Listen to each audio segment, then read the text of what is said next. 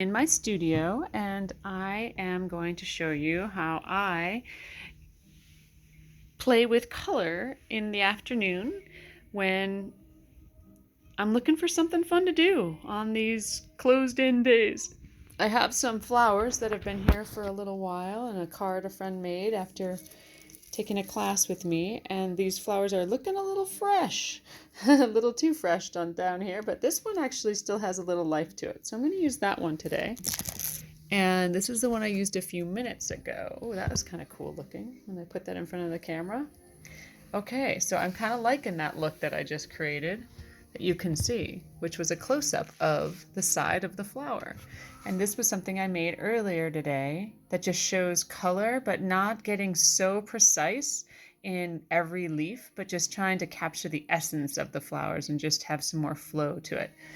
So what I like to do with this beautiful paper, it is a Saunders Waterford paper from England, and I really like it. My friend Shayna, who has her own Shayna Watercolors on Instagram, she has that, and she shared this paper with me, and I wanted to share it with you. And here we have it. I know it's probably kind of fuzzy, but I'm going to show you how I tear the paper too, so that you get that beveled edge. I like to have it right here, and then I just rip it by pushing down on the ruler and pulling up on the paper, and it's nice and thick, and it kind of leaves a nice little beveled edge too, and I like that. And that way I'm ready. And then this one I'll just put over here in my scraps that I like to play with over here. This is the kind of paper I use with kids. It's very nice for kids. It's 140 pound. I normally recommend things that are 150 and up for your own professional, or you want to start maybe selling your work. Make sure it's at least 150 grade. I like 300 pound, so just keeping that in mind. But you could put make cards out of it. Like if you're going to do cards with it, it might work. So I'll show you both so that you can see how powerful this kind of paper is. It's 140 weight. It's just the weight of the paper. So when you hold it, it's got some strength to it, and it won't bow when it's at least 150, but it will move and warp if it's not. So it's good to know the difference. All right, so what I'm going to do first is ask myself, do I have clean water? I'm going to go pause that. I'll be right back with some clean water.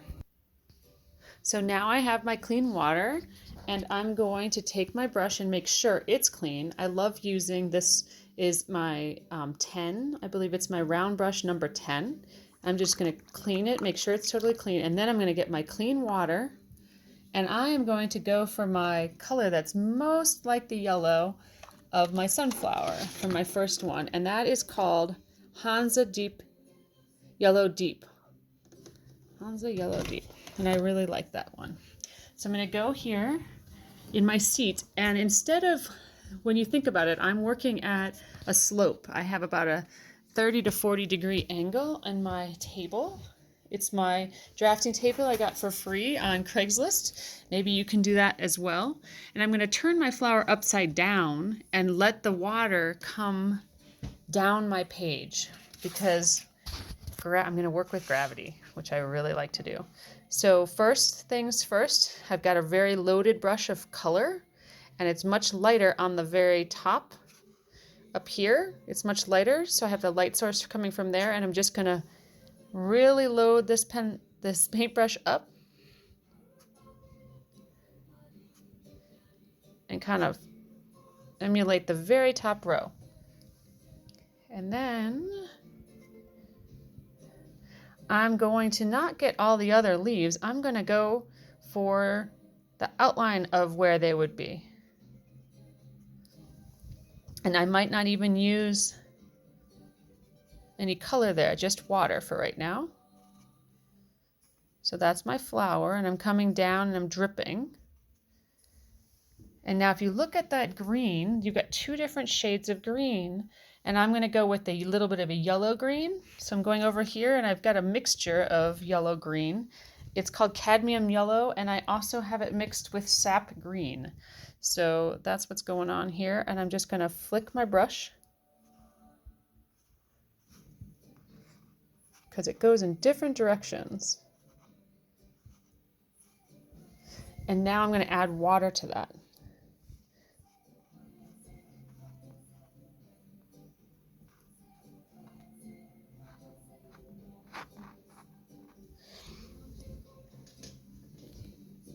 So I've done that green, and now I'm just going to make my stem go straight up.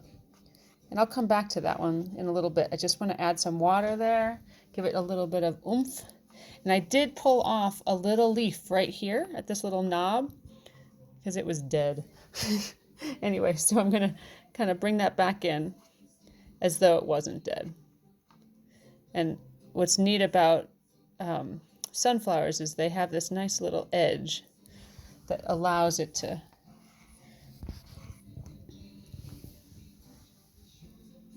catch that water. So wherever the paint is, the water will follow, but it won't go anywhere you don't want it to go unless you've invited it. And I like softer edges, so I'm going to kind of go near the edge and add water, and that adds a nice soft edge.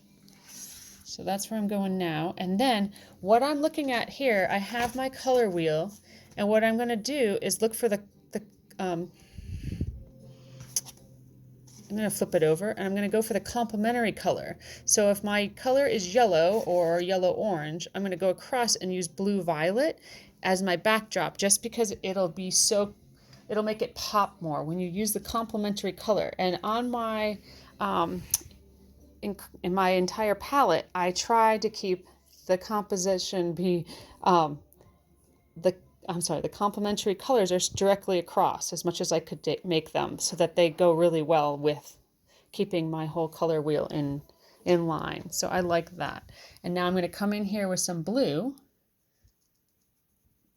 and try to allow for those other leaves that aren't showing up to kind of be suggested. Not that they have to be there, but I'm going to add a lot more water. So I have my water over here. I have a clean water and one for changing my colors. I want to make sure you see that because I think when you use clean water, your pictures are so much prettier. Okay, so I'm going to go back in here. I use my little figure 8. I'm going to come back, add some more water. I'm going to throw some blue in there.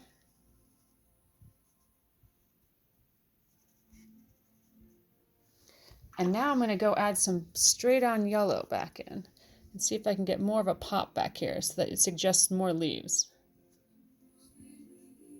But not so specific that you have to have every petal, because I've come a long way to try to go from being an artist where I'm getting every petal. Like over here, I did this like 13 years ago and I wanted every petal. And now I'm trying to be a little bit more free, like Jean Haynes, and she's got more of her work is like this, is just really more free spirited, and I'm trying to be more like that. So here's my little crazy picture. Now if I have green, here's my green. I want to add a little more green to my green, and I'm going to get some green from here. I'm just going to mix I like this color, so I'm going for it. I'm just going to add a little bit more because you see the different veins on my picture, and you can add that darker green in here where it comes together to define the light and the change. And if I had the light going this way, I would know that the shadow's likely going to be over here on this side of the leaf, just because of where it's sitting on the flower, since this side has the shade. Now I'm not loving these colors that are coming out. They're kind of like a brown, so I'm going to use my napkin or my paper towel over and over. I don't have to use it and throw it away. I keep it for quite a while. And I'm going to go in here and just tidy up a little bit here and come in with some different colors, maybe even a purple to pop this area up here.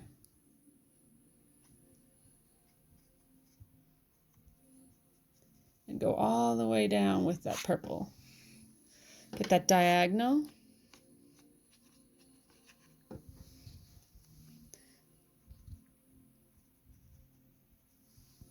Go back over here.